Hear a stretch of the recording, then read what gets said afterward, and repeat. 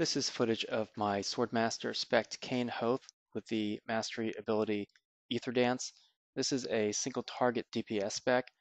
My first opponent is a disciple of Khaine.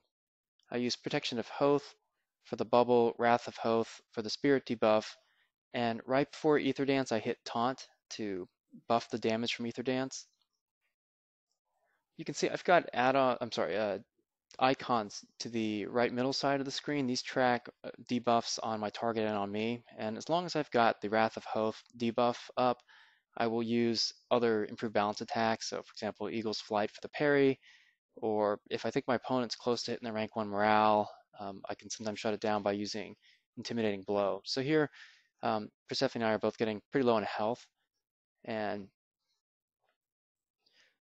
I get back into perfect balance. And before I use my last Ether Dance here, I go ahead and hit Taunt, and then you'll see I get some nice crits here for the finish. So Akane SM with Ether Dance can't spec any other crowd control abilities, so we don't have any knockdowns, we don't have any silences. But what we get is pretty good single target DPS, and generally speaking, you'll win fights by burning down your opponents quickly. So here's another dock, and I use the same cycle: Wrath of Hoeth, Taunt, and then Ether Dance. And I end this fight before I even get close to filling up my rank 1 morale. And this is something I've only been able to do with an Ether Dance spec. I've noticed that Chosens are probably the toughest opponents in 1.3. Here I close the gap using Wall of Darting Steel, and I parry the Chosen's knockdown ability.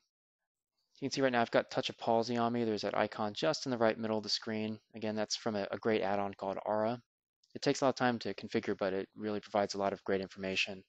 So Elusive, this Chosen here, is one of the strongest on our server.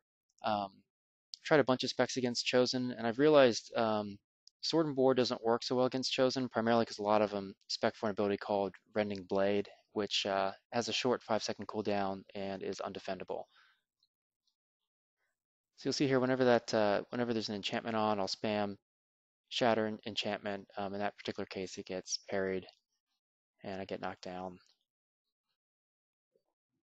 Hit Taunt before Ether Dance, and here, I'm losing pretty decisively. Like I said, Chosen, from reading the forums and in my personal experience, they're very, very strong in 1.3. They do spirit damage like a Swordmaster.